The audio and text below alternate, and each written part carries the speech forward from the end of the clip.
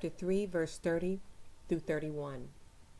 Seeing it is one God, which shall justify the circumcision by faith and uncircumcision through faith, do we then make void the law through faith? God forbid. Yea, we establish the law. Paul is saying, so does having faith in the Messiah or believing in why he came and died void out our obligation to keep the commandments? God forbid.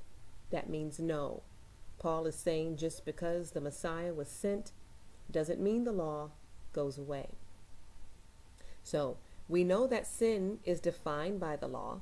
The law tells us what sin is. In Romans 3:20 it says, in the end, for by the law is the knowledge of sin. We see it again in chapter 4, verse 15, for where no law is, there is no transgression. Again in chapter 5, verse 13, there may have been evil prior to the law, but sin is not imputed when there is no law. So without the law, we have no idea what sin is. That means without the law, we have no idea what's acceptable or unacceptable to the Most High. So we left off in part 1 with the question to think about. And the question was, if sin is defined by the law, how do we keep from sinning without the law? This is what your Sunday school Bible study should be teaching you. It's a rhetorical question. If the law tells you what a sin is, and someone is saying, don't keep sinning, the only way for you to know what not to do is to read the commandments. This is what Romans chapter 6 is about. I'm taking you through these chapters because I'm tired of people pulling a couple of verses out to try and prove the law is no longer. You cannot understand Paul with a fragment of his passage. His writing style is complicated. You have to read everything in its context. Looking at chapter 6, it's not enough for us to believe that we have dominion over sin. That's a Christian thought. Just believe you have dominion over sin. You actually have to do something or not do something. It's a fallacy that your works are completely ineffective. You do have to do something. This is why Christians are so confused as to what to do and what not to do. When you throw away the commandments, you're clueless as to what to do. And this is to be expected. Again, how do we keep from sinning if you've thrown away the manual that tells you what a sin is? So follow me through chapter 6. Paul says in verse 6, knowing this, that our old man is crucified with him, that the body of sin might be destroyed, that henceforth we should serve sin no more. Verse 11, reckon ye also yourselves to be dead indeed to sin. Verse 12, let not sin therefore reign in your mortal body, that you should obey it in the lusts thereof. He's telling you not to serve sin. Again, no way to accomplish this without the law, telling you what the Most High standard is. Christian, why would Paul instruct you to do something, but tell you the means by which to achieve it is no longer needed? Why would Paul instruct you to do something, but tell you the means by which to achieve it is no longer needed? That's like a football coach telling his team to go out there and win, but not coaching them or giving them the rule book or the plays by which they should win. What does it mean to be under grace, not under the law? Because Christians say this all the time. So let's look at Romans 6:14. It says, for sin shall not have dominion over you, for you are not under the law, but under grace. Verse 15, what then? Shall we sin because we are not under the law, but under grace? God forbid. Understand Paul's audience, who he's speaking to. The church at Rome was primarily made up of Gentile converts who were never under the law. So they're a part of that remnant that follow the Most High via grace. Now that being said, does that mean forget about the law and sin? Forget about the standard of the Most High that's already been set and given to his people? Paul says, God forbid. How do we avoid sin without the manual that defines it? It's not possible. See, whether or not you're an Israelite or a Gentile, the law is the Most High standard. It doesn't matter who it was originally given to. It is his expectation if you intend to represent him. See, Christians, they see themselves as independent contractors. They want to represent him, but they don't want the responsibility. They want to work for him, but they don't want to do what he says to do. If you actually want to be employed by the Most High, you must do as he says do. You cannot operate independently of that. Verse 18, it says, they were made free from sin. How can we be free from sin if we are committing it? Don't we hear the preacher preach this all the time? You are made free, and whom the Son sets free is free indeed, right? Heard it a million times, and so have you. It's true. We don't have to be bound by sin, but many of us are. And Paul speaks of the possibility or the hope that we not be bound by it. In other words, the door is open. You're free to leave the jail cell if you want. That doesn't mean we actually get up and walk out of the prison. It's more than just believing we're free because the Son set us free. It takes acts of doing, commitment to doing the right acts. Let me give you another example. When you enter into a dark room and the light doesn't automatically turn on, you have to find the light switch. Turn the switch up. The light comes on and the darkness leaves. Grace doesn't stop you from having to put forward some action. If you want the light to come on, you have to flip the switch. If you want to avoid sin, you have to keep the commandments that tell you what those sins are. It's not about righteous acts being like filthy rags. It's about doing what it takes to sustain your righteousness, because a Gentile can call himself righteous all day and night. If you're going around robbing and stealing from people, your righteousness went out the door a long time ago. It takes actions or preventive measures to sustain righteousness. It's not just about grace. This is a hard pill to swallow for you Christians out there, but truth nonetheless. You know how many drug addicts, food addicts, alcoholics, sex addicts, Christian people who still have to go to rehab to learn the tools to deal with their addiction. It's real. Nothing just goes away. You must do something. Whatever that something is, you must do some act in order to sustain your righteousness. This is why you get frustrated when the preacher tells you you're free and you go home and you're still tempted to commit the same destructive acts. And then you want to get mad at God because you can't stop. You must put your best foot forward to overcome struggle and adversity. Let me tell you what grace means. It means a stone is not waiting to be thrown at you for doing what you're doing. Judgment, as it was known in the biblical days, has become forgiveness of the Most High and mercy. But welcome to the real world, because if the police find you doing something the law says you shouldn't be doing, guess what? You're going to do some time. The real world has laws. The Most High has laws too. The difference is the Most High has forgiveness in a world where there is none. Christianity has created a false reality for you where there is no law and there is nothing holding you accountable. But if you want to be delivered, you must put forth some action. Same thing for you Israelites out there believing the law is over with, your covenant is over with. To be chosen is one thing. Chosen without obedience is another. And if you're chosen but you fail to be obedient, you might as well throw your Bible away because you've thrown your covenant away. So why read the Bible? So again, Paul is saying just because the Messiah was sent doesn't mean the law goes away. The question was, if sin is defined by the law, how do we keep from sinning without the law? The answer is we can't. It is impossible. If we desire to avoid sin, we must keep the commandments. So we're finally moving on to Romans 7, which is another misunderstood passage. I had a young lady throw Romans 7 at me as proof that the law is done away with. And I simply told her, thank you for inspiring my next video, because she did. This video is well overdue. But let's look at Romans 7 because many Christians misinterpret it also. Romans 7 verse 1 through 3. Know ye not, brethren, how the law has dominion over a man as long as he lives? For the woman which has a husband is bound by the law to her husband, so long as he lives. But if the husband be dead, she is loosed from the law of her husband. Verse 3, so then if, while her husband lives, she be married to another, she shall be called an adulteress.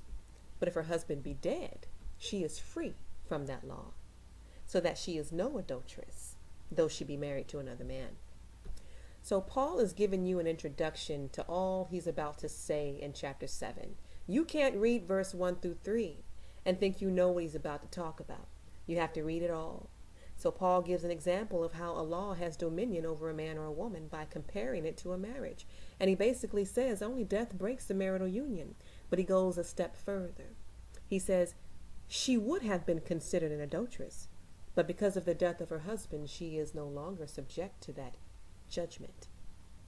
His focus is on the death of the husband and how that death broke the connection that woman had to him. But his focus is also on what kind of woman she was, worthy of judgment. But the death broke a connection, and now she is no longer worthy of that judgment. Okay, get that. So Paul is not talking about the law here. He's talking about two things: a death and how that death affects judgment. Paul is not talking about the law. His focus is on what death does to the law. He's about to show you how the death of the Messiah has broken us from a connection we have to the law, a connection that Paul clearly shows is a connection of judgment. He goes on to say in verse 4, ye also are become dead to the law by the body of Christ, that you should be married to another. So we're talking about death to a connection man has with the law by way of the body of the Messiah in order to connect to a new thing.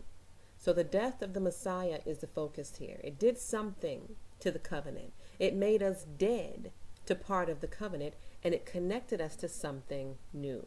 Just as the death of that woman's husband disconnected her from a law judging her. But what connection is Paul referring to? That's the question of the day. When he says, we've become dead to the law by the body of the Messiah. What does that mean? Because the body of the Messiah in death represents the sacrifice of all the lambs we put up to atone for sin. The Messiah became that ultimate sacrifice. That's what his body represents, the ultimate sacrifice for our sin. And when he died, grace and mercy entered into the covenant. Look at Jeremiah 31. It prophesies this forgiveness entering into the covenant for the nation. So when the Messiah died, mercy and grace entered into the covenant for us. We were once stoned to death for sinning, put to death for falling short of the law. Now forgiveness resides where death once did. So when Paul says in verse 4, ye also are become dead to the law by the body of Christ, that you should be married to another, he's referring to the part of the law that the body of the Messiah addressed. He's not referring to the entire law, but the part the body of the Messiah addressed. And that is the judgment of the law for sin, the punishment issued for sin as defined by the law. That's the part that we are now dead to. Pay attention. There's a reason Paul specified, quote unquote, by the body. Now we must know what his body represented. He was a lamb, and the lamb addressed not the entire law, but the breaking of the law, the sin, the resulting judgment and punishment. So we're not talking about the entire law, but the judgment portion of the law. Okay, let's move on to verse 5. When we were in the flesh, the motions of sins, which were by the law, did work in our members to bring forth fruit unto death. Now, motions of sins, which were by the law, means our actions as defined by the law, which brought forth death. So sinful actions as defined by the law that led to death. That's what verse 5 means. And those acts brought punishment. Verse 6, but now we are delivered from the law, that being dead wherein we were held, that we should serve in the newness of spirit and not in the oldness of the letter. Now, if you stop there, it appears as if Paul is telling you the law is a problem, has been a problem, and therefore it's done away with. This is Christianity's interpretation in a nutshell. Christianity is going to tell you that the law is over, it's done away with, it's no longer. We're delivered from it, it brought forth death in us, it's old, it's over. But this scripture means that the law which brought forth death, we are now delivered from it. Pay very close attention to what he's saying. Key part of the sentence in verse 5, the sins brought forth fruit unto death. Our motions of sins which brought forth fruit unto death. Whatever sin Paul is talking about in this sentence, it brought forth fruit unto death. He's referring to the ultimate death, judgment, the punishment that came because of the sin. Whatever that sin was, it resulted in death. Verse 6 says, now we're delivered from the law. The question is, what law? The law of Moses or another law? He says the law that held us to death. He says the law that being dead wherein we were held. The law Paul is referring to is not the entire law of Moses, but the law that resulted in the punishment of death as a result of sin. The law of sin and death. The body of Christ, the body of the Messiah in his death, has taken the place of our death in judgment. We're talking about his body, which was sacrificed for our redemption. Paul's focus here is not on the law. It's on the judgment portion of the law. How do I know this? Because of the 50,000 other places where Paul has clearly upheld the law. If you haven't seen part 1 of this video, please take the time to view it. Now, this is my interpretation of verse 6. But now we're delivered from the law. What law? The law that defined what should lead to death and punishment, in order to serve in newness of spirit, which is under grace, mercy, and forgiveness, and not the oldness of the letter, which was the part of the law that brought forth judgment, death. So, did the death of the Messiah erase the law? No, it erased the judgment that came when the law was broken. How do I know this? Go over to Matthew 5:17, when the Messiah himself told you, I did not come to abolish the law, but to fulfill it. Christian, you've been trained to think the word fulfill means abolish. But if you read verse 19, which your pastor will never lead you to, the Messiah goes on to say, anyone who does not keep the commandments and teaches others not to do so is considered the least in the kingdom. So you don't need a long-winded passage from Paul to tell you what to do. Like I said, everything we need to do to uphold the Most High standard was already written in the Old Testament. Keep the commandments. Keep the commandments. If you're an Israelite, keep the commandments because they are a part of your everlasting covenant and they are the Most High standard. If you're not an Israelite, you should respect the fact that the laws are indeed the Most High standard, regardless of who you are and where they originally were given, and keep those commandments. Why? If you're not an Israelite, because they are the Most High standard of righteousness, regardless of who they were given to. And if you intend to follow after him, that is the way you must do it. There is no other way. Having faith in the Messiah, the one you call Jesus, means believing in what he stood for, and why he came, and why he died. The question is, what did he stand for? And as I stated in Matthew 5:17, he stood for the commandments. He points to the law. He points to the Most High. He didn't bring you a new religion. He didn't omit the commandments. All he did was sacrifice himself as a lamb for the remission of the sins of the past. Now we're forgiven. Now there's mercy and grace. That's it. He didn't change anything else. That's Old Testament, and it still stands. Now that was the hard part. When we get to Romans 7, verse 7, Paul switches gears a little bit. Let's read on to verse 7, because the question now is, was it really the law that brought forth sin and death or judgment, or is it the work of our members, our flesh that Paul is talking about that led to death under the law? What's at fault here? Is it the punishment of the law, or is it really us? We're also going to run into some more scriptures where Paul upholds the law. So I do like this transition Paul takes. He turns the attention away from the punishment the law brought to the struggle within us. The true problem is not the judgment or the punishment that the Messiah saved us from. It's actually our own personal weakness and inability to commit to keeping the commandments. That's the problem. Now, Christians, don't turn me off now. This is the part you need to hear. Romans 7:7. What shall we say then?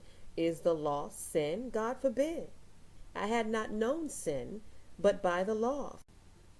So here Paul is telling you the law defines sin. It tells us what a sin is. Thus the law is a good thing. We wouldn't know what not to do if it were not for a law in place telling us not to do it. Mannerisms such as lust that get us into trouble, that typically lead us down the wrong path, we wouldn't even recognize them as problematic if it were not for a commandment telling us indeed this behavior here is problematic. So if the law tells us what is not acceptable to the Most High, right, that's what Paul is saying here. He cannot possibly be against it, lest he be against the Most High. The law tells us what is not acceptable to the Most High. Therefore, it is good. So first we need to be clear that Paul is not anti-law. He's for the law. So what is it then that Paul is trying to say is problematic when it comes to the law? Let's go on to verse 8. He said in verse 8, sin, taken occasion by the commandment, wrought in me all manner of concupiscence. What is concupiscence? It means a strong desire, a strong desire. That means that sin, the forbidden act as defined by the commandments, brings about a strong desire to do it. Paul is saying the very fact that there is a rule, the law, that tells me of a forbidden act, a sin, it makes me want to do it more. Pay close attention to his words. The problem is not the rule. The problem is how the rule makes us respond. So far we know from verse 7 that, number one, the law is not forbidden, according to Paul, but indeed the law tells us right from wrong. And number two, we also know that according to Paul in verse 8, that the forbidden acts that the law defines causes us to be tempted to commit the sin anyway. When you tell me what not to do, it makes me want to do it. That's what Paul is saying here. So far, the problem is not the law. It's how we as humans react to it. He goes on to say in verse 8, for without the law, sin was dead. This means that nothing was forbidden when there was no law. Sin was dead means nothing held us accountable.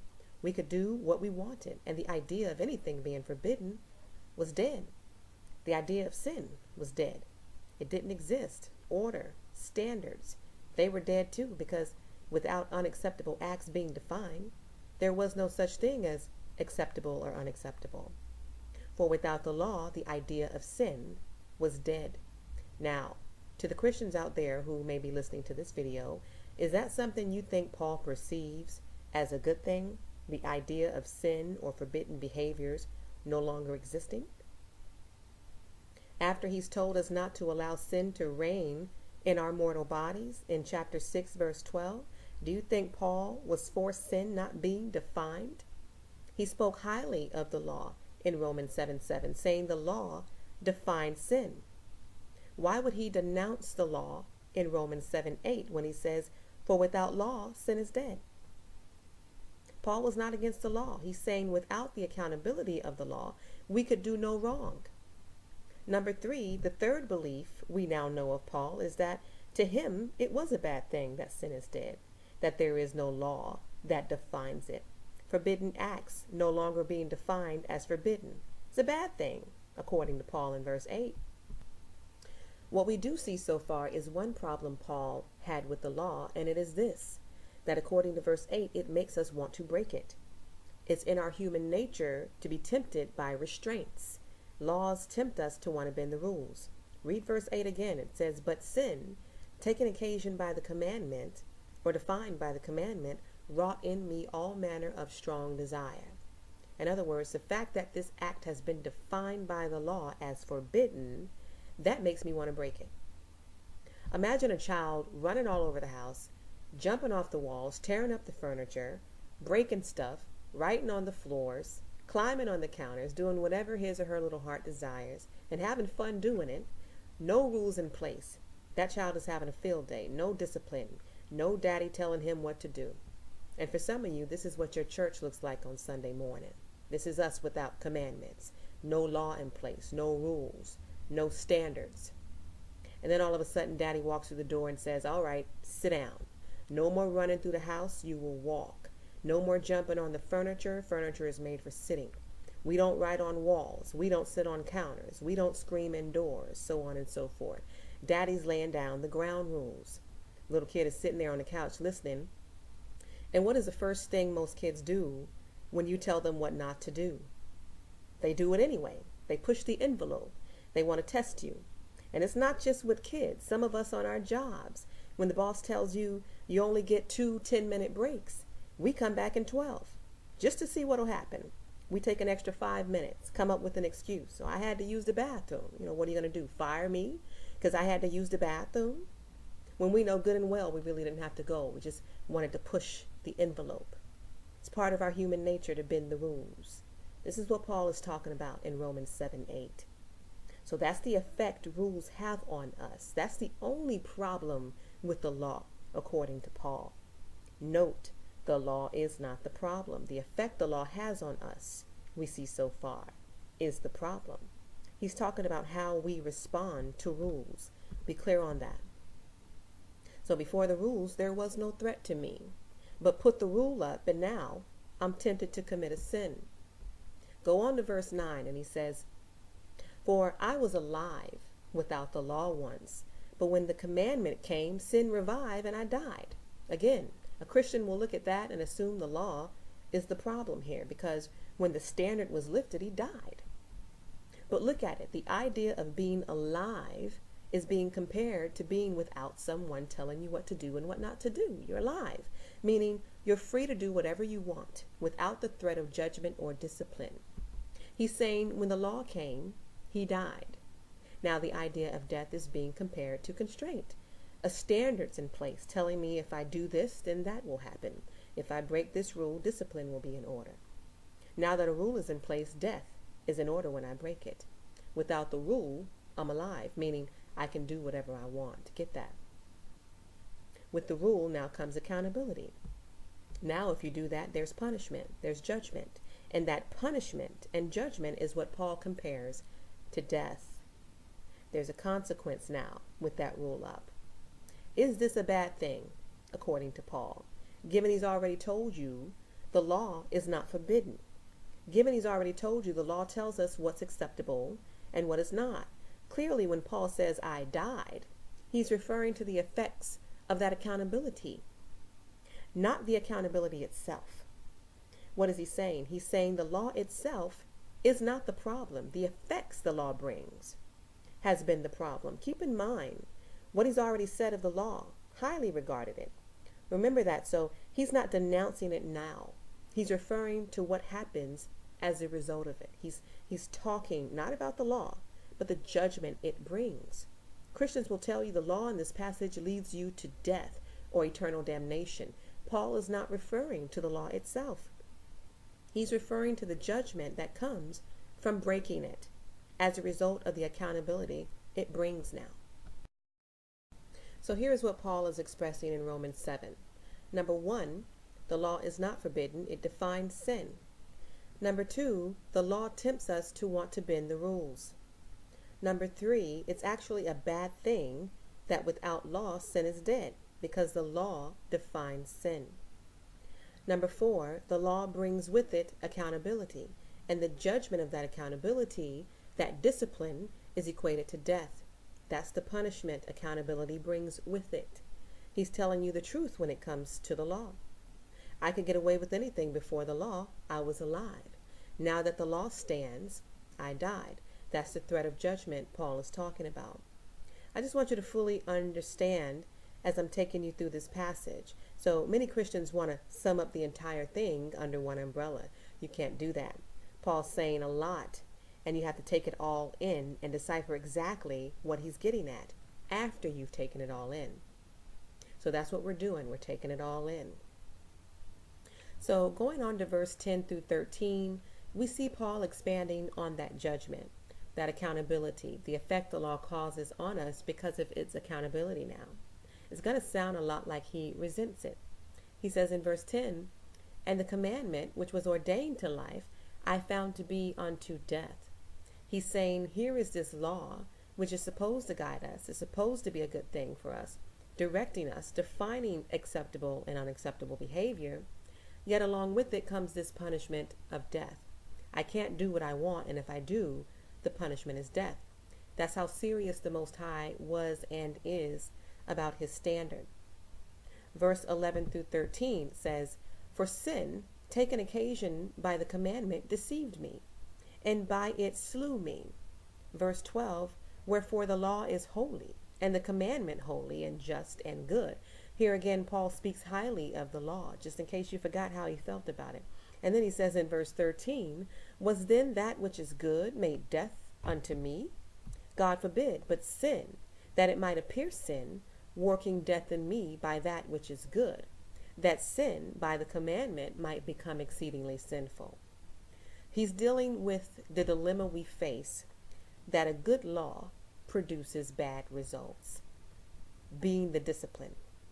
Wouldn't our kids say the same? The rules are up. Don't do this, don't do that. I chastise my kids because I love them. But if you break the rule, there is chastisement in order. So the dilemma Paul presents is common sense to all of us, that something set forth to bring order also brings with it punishment. So he's still talking about judgment. Then he goes from talking about the judgment of the law to talking about human nature again. Verse 14, it says, "For we know that the law is spiritual, but I am carnal, sold under sin." Verse 15, "For that which I do, I allow not. For what I would, that do I not. But what I hate, that I do." Again, as humans, we're tempted when presented with constraints. It's in our human nature. You present me with a rule, and I want to break it. Paul is saying, I don't allow what I do. And what I do allow for some reason, I don't do. And I find myself doing what I hate. It's the struggle we all face and need self-discipline for.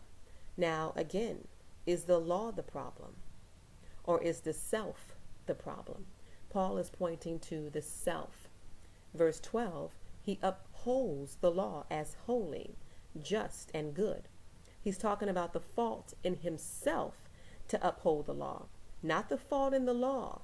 Remember that.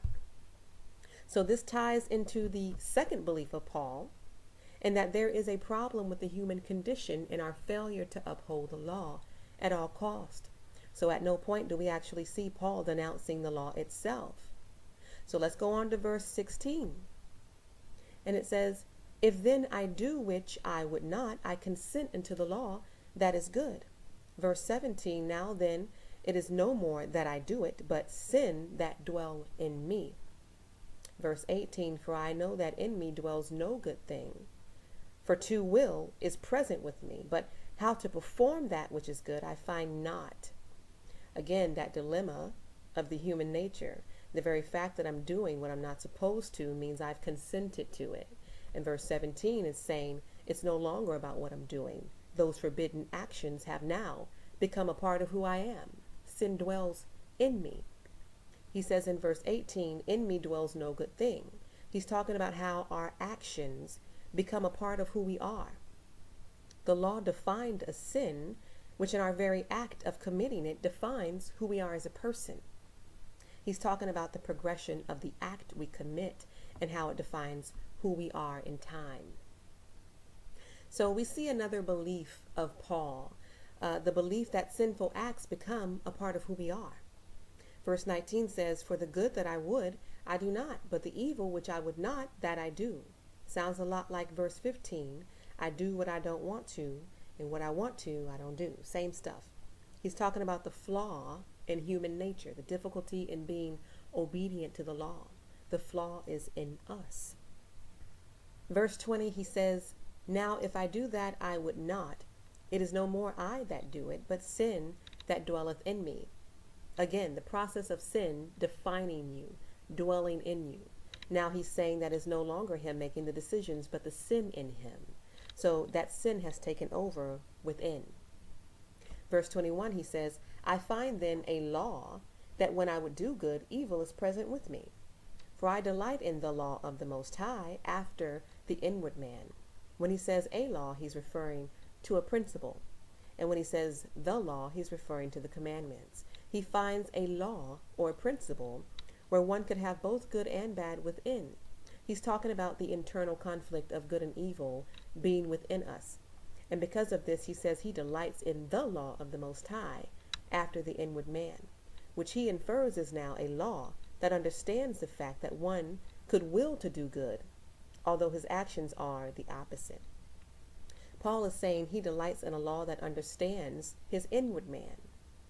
What is he really talking about? He's talking about mercy and grace and forgiveness, because a law that overlooks sinful acts for goodwill is a law that contains mercy and grace. This is what Paul is talking about, mercy and grace and forgiveness.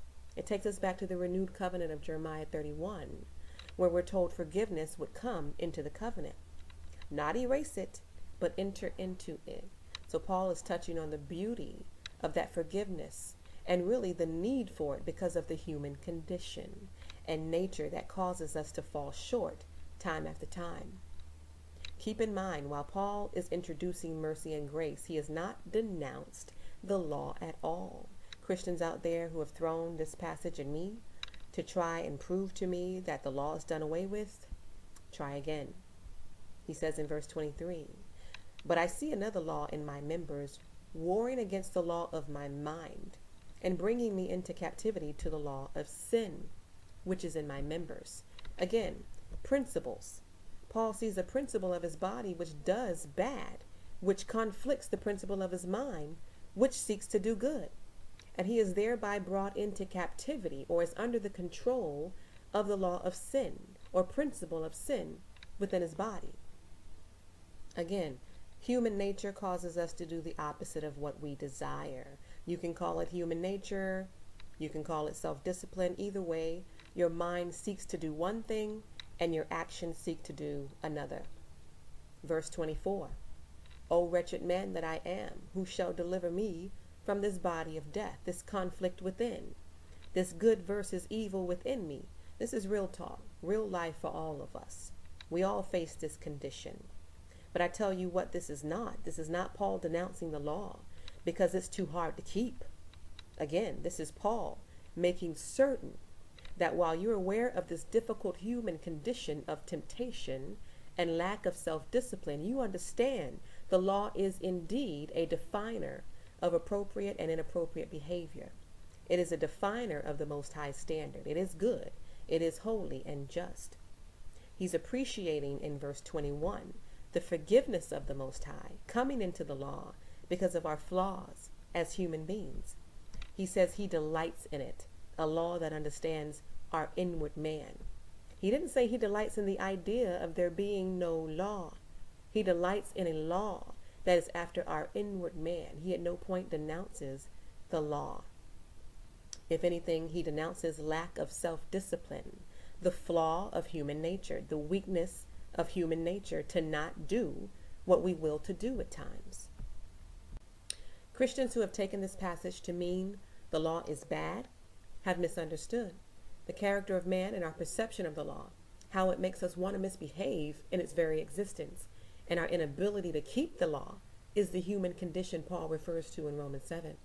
Perhaps maybe even he's touching on the fear we have of the law. Maybe we don't believe we can keep it. Feels like a death to have to keep it. We're no longer alive now that this rule is up. We're dying. Perhaps maybe that's why Christianity has failed to keep the commandments, have written off the laws, and taken Romans 7, twisted it to fit their own agenda. But the scripture is clear here.